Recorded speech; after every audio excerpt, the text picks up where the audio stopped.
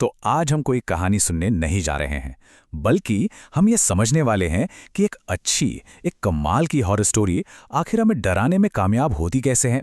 और इसके लिए हम थार रेगिस्तान की इस कहानी द डेड मिरर को उठाएंगे। मतलब हम इसकी कहानी कहने की तकनीक, इसके कैरेक्टर्स और वो सारे एलिमेंट्स जिनकी वजह से ये इतनी असरदार है, उन्हें एक एक करके खोल कर देखेंगे। किसी भी अच्छी हॉरर कहानी की शुरुआत होती है एक रहस्य से। अब ये शब्द देखिए जो आईने पर खुदे हुए मिले थे। ये एक क्लासिक नैरेटिव हुक है। ये सिर्फ एक पहेली नहीं है, बल्कि ये कहानी का पूरा थीम सेट कर देता है। ये सुनने वाले को फौरन सोचने पर मजबूर करता है। एक ऐसा माहौल बनाता है जहां कुछ भी सीधा साधा नहीं होने वाला। चलिए अब कहानी के पहले और सबसे जरूरी हिस्से को समझते हैं, सेटिंग। ये कहानी है टंका हवेली की। और सुनिए, ये सिर्फ एक लोकेशन नहीं है, बल्कि अपने आप में एक पूरा किरदार है। देखिए, एक डरावनी कहानी में माहौल ही सब कुछ होता है। जैसलमेर से इतनी दूर रेगिस्तान के बीचों बीच दबी ये हवेली, ये एक अकेलेपन, एक आइसोलेशन का एहसास कराती है। यहाँ राइटर ने एक शानदार अतीत और एक भयानक आज का जबरदस्त कॉन्ट्रास्ट दिखाया है। और वो गांव वालों की चेतावनी, वो तो कहानी में आने वाले खतरे की नींव रखती है। इसी को तो फोरशैडोइंग कहते हैं। हॉरर कहानियों में अक्सर एक शापित चीज होती है ना? यहां वो है ये डेड मिरर। ये कहानी के सारे सुपरनैचुरल डर को एक जगह, एक चीज में इकट्ठा कर देता है। और इसका फुसफुसाना या लोगों को बुलाना, ये इसे सिर्फ एक बेजान चीज नहीं रहने देता, बल्कि एक बुरी ताकत का सिंबल बना देता है। अब आते हैं कहानी के दूसरे हिस्से पर। हमारा हीरो, एक ऐसा हीरो जो खुद अपने लिए सबसे बड़ा खतरा बन जाता है। यहां टक्कर होती है मॉडर्न सोच और सदियों पुराने अंधविश्वास के बीच। तो मिलिए अर्जुन राठौर से, लंदन से पढ़ा लिखा, लॉजिक पर चलने वाला इंसान। कहानी में ऐसे किरदार को अक्सर इसलिए चुना जाता है ताकि जब उसका सामना किसी ऐसी शक्ति से हो जो लॉजिक से परे है, तो उसका स्ट्रगल और ज्यादा असरदार लगे। उसका हवेली की कहानी को सिर्फ एक मार्केटिंग हुक समझना, ये उसके घमंड को दिखाता है, जो हॉरर कहानियों में अक्सर किरदार के गिरने की वजह बनता है। यहां कहानी का जो मेन कॉन्फ्लिक्ट है वो एकदम साफ है, लॉजिक वर्सेस डर, मौका वर्सेस खतरा।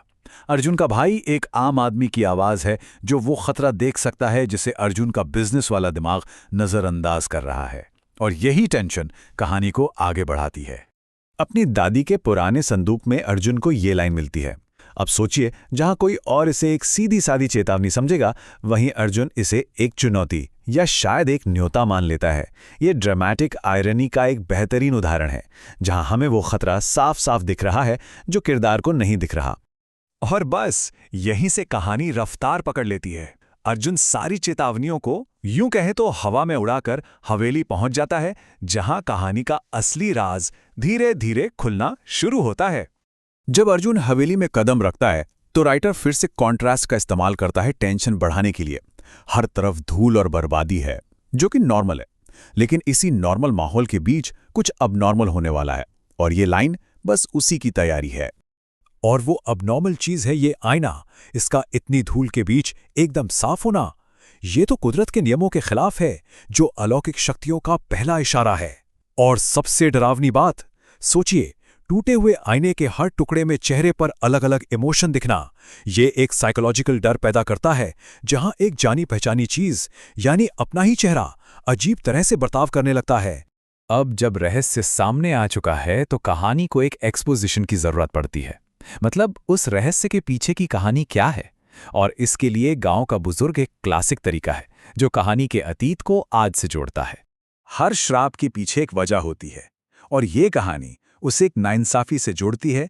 इससे श्राप सिर्फ कोई रैंडम घटना नहीं, बल्कि बदले की एक बहुत शक्तिशाली भावना से जुड़ जाता है। उस औरत का आईने में समा जाना और आईने का टूट जाना एक शानदार विजुअल है, जो उस बुरी शक्ति को हमेशा के लिए उस जगह से बांध देता है। ये डायलॉग, ये कहानी का टर्निंग पॉइंट है। अब तक जो एक पुरानी कहानी थी, वो अर्जुन के लिए एक सीधा खतरा बन जाती है। उस बुजुर्ग का डर उस श्राप की ताकत को और भी पुख्ता कर देता है, और कहानी का दाव अब बहुत ऊंचा हो चुका है। कहानी का आखिरी हिस्सा, जहां अब तक बनाया गया सारा तनाव अपने चरम पर पहुंचता है।